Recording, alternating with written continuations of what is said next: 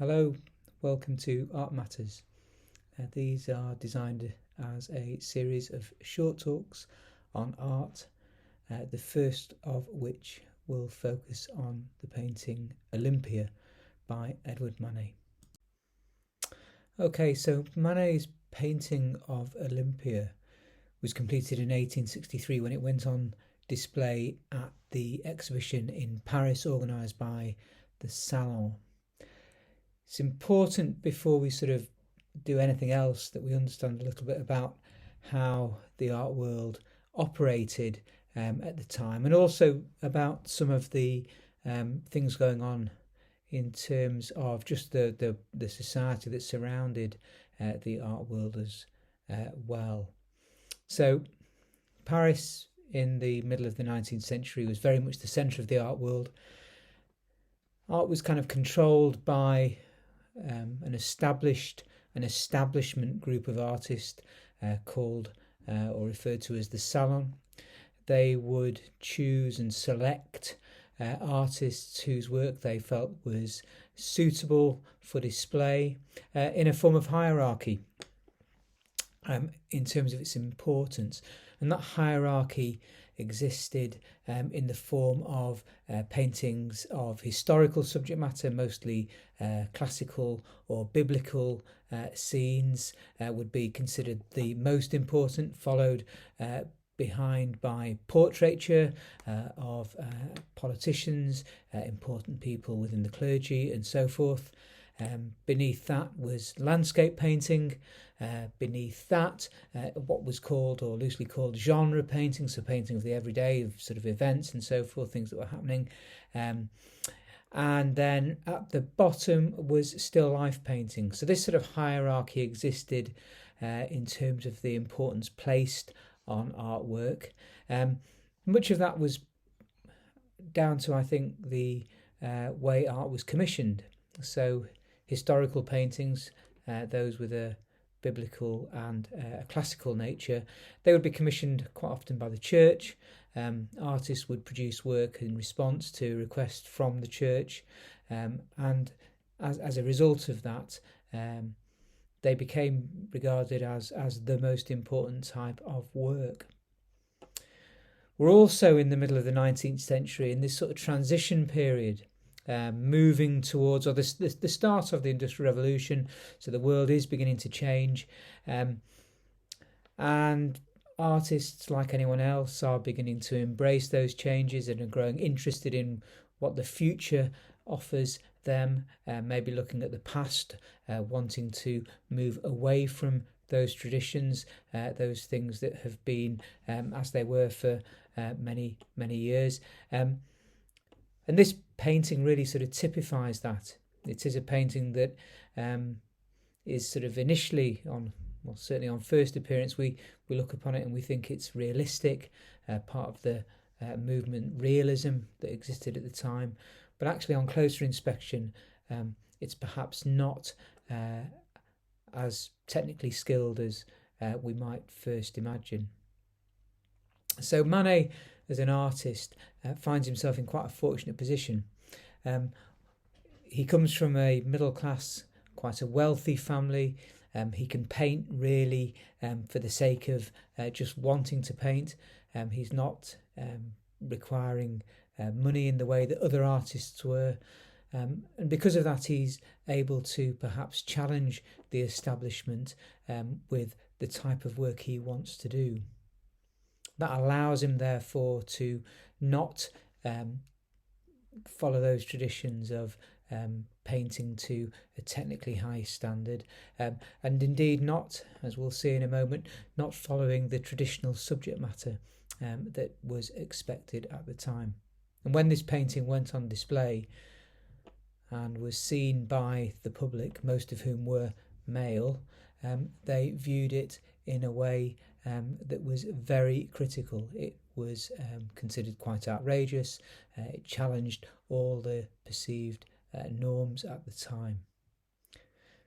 So, what are we looking at? Well, it's fairly clear that obviously we are situated probably close to, almost in the room where there is a young woman lying naked on a bed. Just behind her is a maidservant with a bouquet of flowers that's being presented to her. And if we look at the right-hand side, just below her feet, there is a black cat that is standing on its haunches. There's not much in the background other than some quite exotic drapes, so we're not entirely sure where we are. But what we can say is that we're actually sort of in the room with this young woman. And on first impression, we might assume, because there is a maidservant there, we might assume that this is a woman who's quite wealthy, perhaps somebody from a wealthy family or somebody who is quite important. But that actually couldn't be further from the truth. And it's because of that, partly, that this was a painting that was considered so outrageous. Because what Manet has painted here is a painting of a prostitute. And we can see from the stance that she holds, she looks directly into the gaze of the viewer. She's not ashamed of her nakedness, quite the reverse in actual fact. We're made to feel that really she is the person that is in the position of power. That's emphasised, I think, not just by her gaze, but also by the gaze of the cat. And if we actually kind of just imagine ourselves in the position of the viewer, we are really, almost in the room. So she's looking at us and perhaps challenging us. Why are you looking at me? Why are you here? The flowers are a gift from a client. Maybe Manet is suggesting that actually the way we look at this woman, we are the client and she holds the power. So one of the other things that we can also say from this painting that was considered really not expected at the time was the style in which it was painted. So I mentioned earlier that realism was the movement associated with the early part of the 19th century. A technical level that was expected was of great skill. And yet this painting, Manet's brushstrokes are looser, the skin tones are not as accurate, there is a black outline visible around parts of her body, and just the overall impression is one of a certain amount of naivety.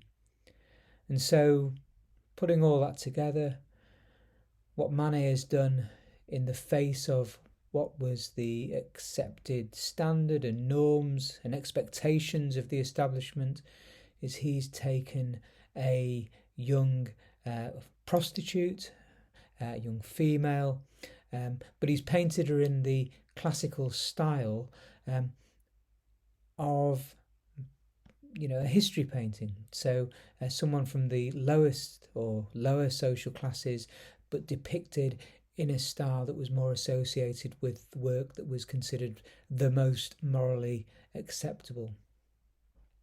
So the other thing to note about this, and the other thing that again caused outrage, was that Manet, in painting this, was actually referencing a work that had been completed far earlier by one of the Renaissance artists. And the next slide will show you what that is. So here we are, okay? We're now looking at the reference that Manet made to an earlier work, one painted in the 16th century, the mid-1500s, by the Italian Renaissance artist Titian. And here we can see realism in its glory, where the woman who is reclining on the bed, the skin tones, the proportions are absolutely perfect. There's almost a sort of a super real quality about it. Another thing worth mentioning is that at the base of the bed on the right, we can see a dog, but this time the dog is recumbent, lying docile, calm. The relationship between a dog and its master is one that is very different from that of a cat and its owner. The dog is considered to be the servant, really. It sort of is obedient to its master, where a cat, the cat that appears on Manet's painting, a cat is symbolic of something that has its own free will, that will do what it wishes rather than obey the commands of anyone else. So there we are. Painting by Manet, mid-19th century, that suggests perhaps a change in how art at the time is being viewed and where art was moving to. Within sort of 10, 15, 20 years, the Impressionist movement had begun. Manet was a part of the early stages of that.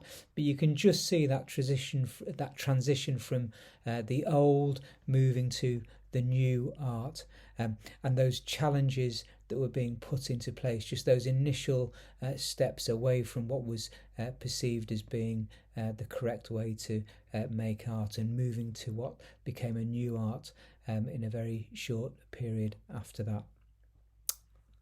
Thanks for listening.